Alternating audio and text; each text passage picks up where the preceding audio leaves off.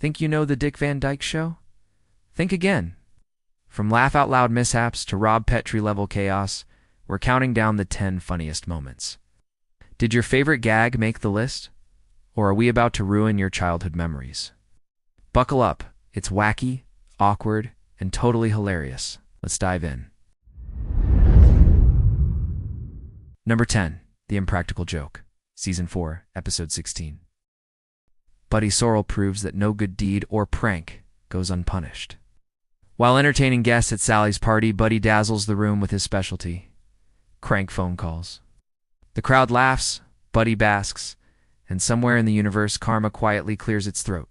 Buddy hands the prank baton to his equally mischievous friend Phil. His mission is simple: call Rob and completely ruin his day. Phil does this by convincing Rob that his phone is malfunctioning and that the only solution is to dismantle it piece by piece. Rob complies like a man being hypnotized by pure nonsense, only realizing too late that he has been gloriously humiliated. Rob briefly vows revenge, then shrugs and moves on. This is where Buddy's real punishment begins. Convinced Rob must be plotting something enormous, Buddy descends into full paranoia. Every knock is suspicious. Every pause feels sinister. When an IRS agent shows up to discuss Buddy's tax return, Buddy assumes the trap has sprung. He panics, confesses imaginary crimes, and performs Rob's revenge for him. After Buddy is convinced that the IRS agent is for real, he finds out the joke is on him. Number 9. Where Did I Come From? Season 1, Episode 15. Rob and Laura are peacefully enjoying parenthood right up until Richie asks the most dangerous question in human history: where do babies come from? Rob immediately panics. This is not a conversation, this is a minefield. He stalls. He deflects. He considers changing his identity. Laura, calm and practical, insists that Richie deserves an honest answer. Rob agrees, in theory. In practice, he delivers a speech so confusing it could qualify as abstract art. Rob's explanation wanders from romance to biology to vague metaphors that explain absolutely nothing. Richie listens politely, absorbs none of it, and calmly asks follow-up questions that make Rob sweat through his suit.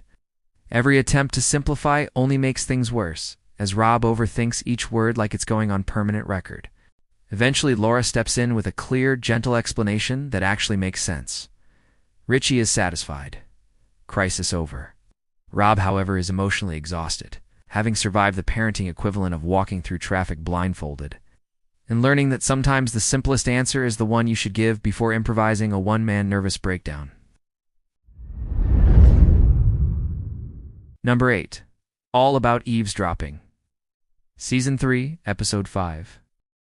A simple dinner invitation turns into a social minefield, thanks to a homemade intercom system and some extremely bad timing. As Rob and Laura prepare to head next door for dinner with Millie and Jerry, with Buddy and Sally also attending, they accidentally overhear a private conversation between their hosts. Rob finds the situation amusing and treats it like harmless fun. Laura, sensing doom, is deeply uncomfortable. Doom, it turns out, arrives right on schedule. Millie casually makes a disparaging remark about Laura. Seconds later, Jerry tops it by making an even harsher comment about Rob. Though Millie's remark is technically based on truth, that does absolutely nothing to soften the blow. Hurt feelings quickly replace dinner plans, and both Rob and Laura seriously consider canceling. Deciding they can't back out, they attend the dinner anyway, armed with forced smiles, clipped politeness, and barely contained rage. Millie and Jerry immediately sense something is wrong and desperately try to smooth things over. Completely unaware, they're apologizing for thoughts never meant to leave their living room. The episode delivers a perfect comic lesson. Just because something is private doesn't mean it won't ruin an evening if overheard, especially before appetizers. Only 3% of viewers that watch our videos are subscribed. If you're enjoying this video, smash that subscribe button. It's free, it supports the channel, and it helps us make even more of the content you love. Number 7. Obnoxious, Offensive, Egomaniac, etc. Season 5, Episode 26. Chaos strikes when the writing staff's secret snark becomes shockingly public. Rob, Buddy, and Sally have been stuffing their weekly script with disparaging comments about their demanding boss, Alan Brady, cleverly hidden in the margins. A private venting ritual that feels very therapeutic. But in a classic case of sitcom Murphy's Law, the only copy that gets sent to Alan is the one with every insult still in it. As Rob and Laura are getting dressed to go to a theater opening, thanks to tickets from Alan, Sally realizes no one bothered to erase their sarcastic gems. Panic ensues. Fearing instant termination, the trio decides the only course of action is a midnight caper to break into Alan's office and retrieve the incriminating script. Sneaking past night security and hunting down the wrong files, their mission becomes equal parts absurd and stressful. By the time the dust settles, their desperate hijinks deliver big laughs and a reminder. Sometimes the funniest trouble is the trouble you caused with your own typed words. Number 6. Never Bathe on Saturday. Season 4, Episode 27. Rob and Laura return from a supposed-be romantic weekend getaway a full day early, and the reason is delightfully awkward. The couple had splurged on a fancy hotel to enjoy every romantic nicety imaginable. But the trip takes a hilarious turn in their suite when Laura decides to take a bath before dinner and somehow gets her big toe jammed and stuck in the bathtub faucet. What starts as a simple soak turns into a calamity of errors. First challenge: privacy. With Laura immobilized and very much in need of dignity, Rob must figure out how to unlock the bathroom door without exposing her to passing hotel guests. Cue frantic fumbling with keys, clothes, and a fake mustache that only makes things weirder. Things escalate when a suspicious hotel detective gets involved, misreads every situation, and adds his own confused commentary to the chaos. By the time Rob finally frees Laura's toe and they hightail it home, any hope of a glamorous weekend has been replaced by laughter, bruised pride, and the firm conclusion that some romantic plans are best left unbathed. Number 5. The Ghost of a Chance. Season 4, Episode 2. Rob, Laura, Buddy, and Sally head to a remote fishing lodge for a working weekend, only to discover a major problem. Mel forgot to reserve rooms for them. The lodge is completely full, leaving the group with one solution: a secluded cabin that hasn't been used in 3 years. Its last occupant, the wealthy Amos Chantz, mysteriously disappeared, and local legend claims his ghost still haunts the place. Bravely or foolishly, Rob and Buddy decide to take the cabin rather than worry Laura and Sally with the haunting story. Almost immediately, strange occurrences begin. Doors creak on their own. Eerie noises echo through the halls, and objects move mysteriously. The group's nerves fray as the legend seems to spring to life. Determined to ride out a sudden storm, the four stick it out, only to have the ghost pick them off one by one in a series of comic scares. Hiding behind furniture, jumping at shadows, and screaming at each minor sound, they experience full-blown panic, all while the audience is doubled over in laughter. By the end, only one of the four faces the ghost of Amos Chantz alone, combining suspense, physical comedy, and classic timing into a perfectly hilarious episode.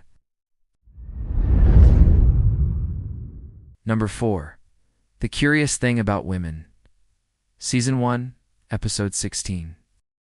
Rob's harmless habit of letting Laura peek at his mail sets off an unexpectedly hilarious chain of events. Laura opens and reads Rob's letters, giving him a Reader's Digest version, and even tossing what she deems unimportant.